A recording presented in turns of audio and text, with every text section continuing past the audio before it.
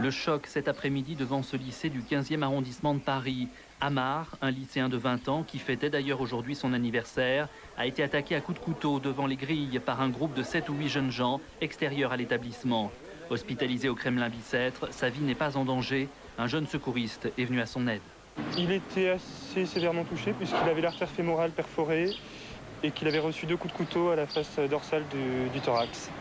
Le lycée Louis Armand est un établissement sans histoire. Selon les premiers éléments de l'enquête, il pourrait s'agir d'un règlement de compte. Un des lycéens, qui pourrait être le commanditaire de l'agression, a été placé en garde à vue. Il s'était disputé avec la victime. C'était plutôt quelqu'un d'assez calme. Quand je le voyais dans la cour, parce que moi je fais partie du lycée, donc quand je le voyais dans la cour, il m'a jamais paru quelqu'un d'agressif. Si l'on veut avoir du bœuf royal, il faut d'abord avoir un veau. Et que comme tous les veaux, naturellement, ne peuvent pas devenir des bœufs, alors il faut bien aussi les manger. D'où l'importance qu'il y a également à sauvegarder la tête de veau. Petite phrase de Jacques Chirac sur les mérites comparés du bœuf qu'il a eu l'occasion de manger à la table de la reine et de la tête de veau qu'il affectionne, on le sait, particulièrement. C'était lors d'une conférence de presse au dernier jour de la visite d'État du président français. Une visite que Buckingham a jugée l'une des plus réussies et des plus agréables depuis des années.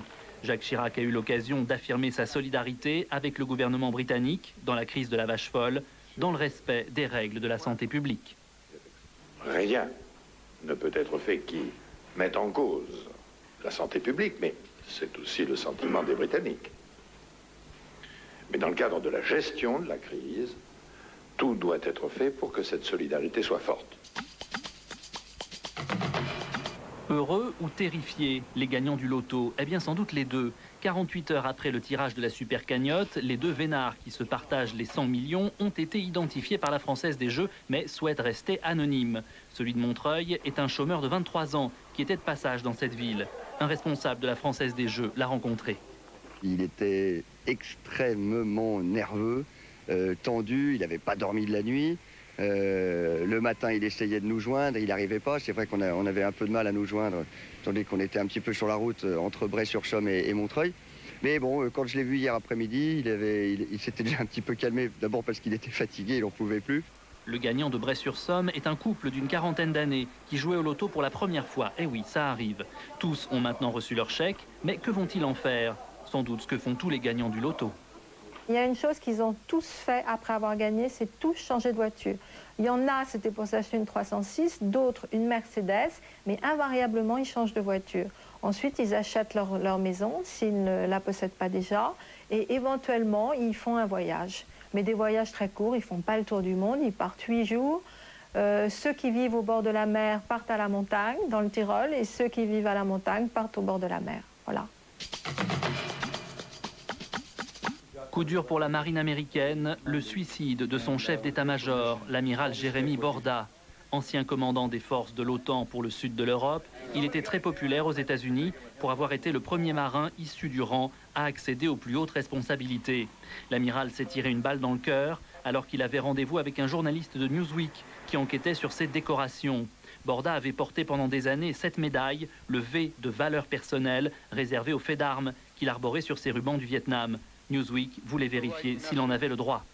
Bill Clinton s'est montré très ému en apprenant ce suicide. De l'Asie du Sud-Est à l'Europe, il a consacré sa vie au service de notre nation. Je lui suis personnellement reconnaissant du rôle central qu'il a joué en Bosnie, où il a organisé l'ensemble de nos opérations. Il fait quand même un petit peu froid et puis j'ai un rhume. Alors va-t-il bientôt falloir rallumer le chauffage dans les écoles? La question se pose sérieusement dans les villes du Nord, avec cette vague de froid qui se prolonge en plein mois de mai. Dans les maternelles, ça a déjà été fait. Si ça continue, il va falloir le rallumer aussi pour les primaires. Ici, à Lille, les enfants sont parfois obligés de garder leur manteau en classe. Pas évident du tout. Pourquoi? Parce que mon manteau est assez gros, alors quand on écrit, ça gêne un peu. C'est pas facile, c'est pas normal. Et en plus, beaucoup de maîtres sont malades. Moi-même, je suis malade. Et c'est absolument pas normal de travailler dans ces conditions-là. Nous prendrons les dispositions lundi pour relancer le chauffage si les conditions météo sont toujours aussi mauvaises. L'appel de la Société protectrice des animaux. Son refuge de Gennevilliers est devenu trop petit pour abriter tous les animaux abandonnés. Il y en a 100 000 chaque année dans toute la France. Le refuge de Gennevilliers regroupe actuellement 650 chiens et chats pour une capacité de 400 seulement. Il y a déjà beaucoup de chiens abandonnés, alors autant s'occuper d'eux d'abord avant d'aller chercher un petit chiot. Bon d'accord, il a une race, il peut avoir un pédigré, mais c'est pas ça qui m'intéresse. Ce qui m'intéresse, c'est un petit chien que je pourrais aimer et qui me le rendra. L'aspect, c'est dur pour avoir un chien. Déjà, si on est en pavillon, déjà c'est très dur d'avoir un chien parce que il t'y cassait sur ce genre de choses. À partir du moment où on n'a pas la place pour recevoir l'animal, ils sont pas trop d'accord déjà. Si la SPA n'accueille plus les animaux, elle continue donc en revanche à recevoir les personnes qui souhaitent adopter un animal de compagnie. Une opération spéciale aura lieu ce week-end dans tous les refuges pour la fête du monde animal. Nous attendons un très grand nombre d'adoptants qui viendront chercher dans nos cages nos chiens et chats qui attendent un bon maître. Et nous attendons également des pouvoirs publics qui prennent leurs responsabilités, ce qu'a fait M. Vasseur. Les maires doivent nous fournir des structures provisoires afin d'accueillir les animaux des départements voisins et à terme des structures définitives qui nous permettront d'accueillir les chiens et les chats qui jusqu'à aujourd'hui retombaient uniquement sur Gennevilliers. 6,5 millions de jeunes de 12 à 25 ans possèdent un livret jeune. Gros succès donc pour ce produit d'épargne disponible depuis 15 jours seulement dans les banques. 6,5 millions, ça fait plus de la moitié des jeunes entre 12 et 25 ans. Encore des attentats en Corse pour la 4e journée consécutive depuis l'ultimatum du FLNC Canal Historique au gouvernement. Une caserne de gendarmerie à Bastia a été mitraillée la nuit dernière et un coup de feu a été tiré ce matin contre une guérite de la préfecture, toujours à Bastia. Règlement de compte dans le milieu grenoblois, le patron d'une pizzeria connue des services de police a été abattu de plusieurs balles dans la tête sur un parking près de son domicile. C'est le 7e règlement de compte mortel de ce genre depuis le début de l'année dans la région.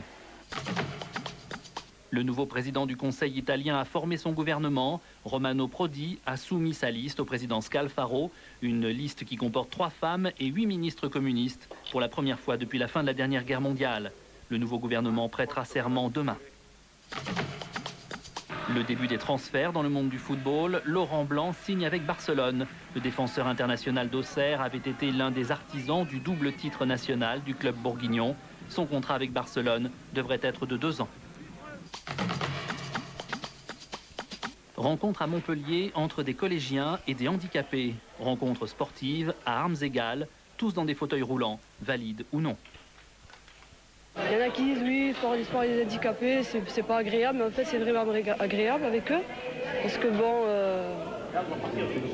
c'est vrai que ça nous apporte quelque chose. Les collégiens sont des jeunes en situation d'échec scolaire. Depuis 4 ans, l'association qui s'occupe d'eux organise ces rencontres avec le centre sportif des handicapés. Des rencontres qui profitent à tous. À Propara, là, ils vont apprendre justement une leçon de vie, c'est-à-dire qu'ils vont voir qu'il y a des jeunes, des jeunes ayant d'autres difficultés qui finalement arrivent à s'en sortir. Ensemble, ils ont pu communiquer et se rendre compte qu'il n'y avait pas de difficultés insurmontables. Ce crâne géant aux dents redoutables est celui d'un dinosaure, le plus grand carnivore à avoir jamais vécu sur Terre. Le Carcharodontosaure, ou lézard aux dents de requin, vivait il y a 90 millions d'années. C'est un paléontologue américain qui a reconstitué son crâne à partir de fossiles retrouvés au Maroc. En fait, nous savons peu de choses sur ce qu'étaient les dinosaures avant de disparaître, sur la situation sur d'autres continents. Et aujourd'hui, on sait pour la première fois à quoi ressemblaient leurs prédateurs en Afrique. Ça donne une idée de la complexité du monde de l'époque et qu'il y a encore plein d'animaux à découvrir.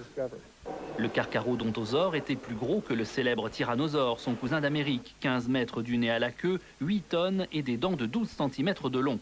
Ce serait le premier carnivore bipède découvert en Afrique, ce qui prouve que les races ont continué à évoluer lors de la séparation des continents, il y a 90 millions d'années. Ces deux bêtes vivaient il y a 90 millions d'années, à une époque où, effectivement, l'Afrique n'était pas, en particulier cette région, n'était pas un désert. C'était une région qui était assez florissante. D'ailleurs, on trouve, accompagnant les ossements fossiles, des troncs d'arbres fossilisés, silicifiés, qui montrent qu'effectivement, c'était une région florissante et giboyeuse. Preuve aussi que même après Jurassic Park, il y a encore des choses à apprendre sur les dinosaures.